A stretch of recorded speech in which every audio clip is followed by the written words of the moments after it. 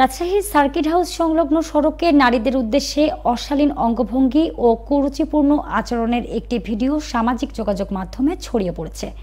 ভিডিওটি ছড়িয়ে পড়ার পর বিষয়টি নিয়ে শুরু হয় সমালোচনা। তাৎক্ষণিকভাবে অভিযুক্তদের শনাক্ত ও গ্রেফতারে মাঠে নামে রাজশাহী মেট্রোপলিটন পুলিশ। ঘটনার পরদিন বুধবার সকালে আরএমপির ফেসবুক পেজে 4 জন অভিযুক্তের ছবি প্রকাশ করে সাধারণ মানুষের সহযোগিতা চাওয়া হয়। এরপর বৃহস্পতিবার সকালে পুলিশ 3 জনকে গ্রেফতার করতে সক্ষম হয়েছে।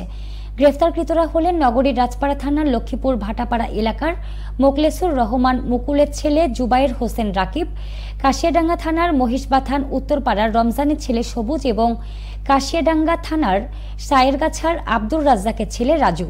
এর আগে বুধবার বিকেলের পর থেকে সামাজিক যোগাযোগ মাধ্যমে ছড়িয়ে পড়া ভিডিওতে দেখা যায় নগরীর সিএনবি মোড় এলাকায় সড়কের পাশে দাঁড়িয়ে থাকা কয়েকজন যুবক নারীদের উদ্দেশ্যে অশালীন অঙ্গভঙ্গি করছে। তাদের এই আচরণে বিব্রত হন পথচারী নারীরা।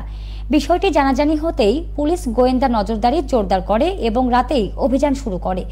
এ বিষয়ে আরএমপির অতিরিক্ত উপকমিশনার সাবিনা ইয়াসমিন জানান, নারীদের হয়রানির ঘটনায় শুধু গ্রেফতারি নয়, সামাজিকভাবে প্রতিরোধ গড়ে তুলতেই পুলিশের পক্ষ থেকে অভিযুক্তদের ছবি প্রকাশ করা হয়েছে।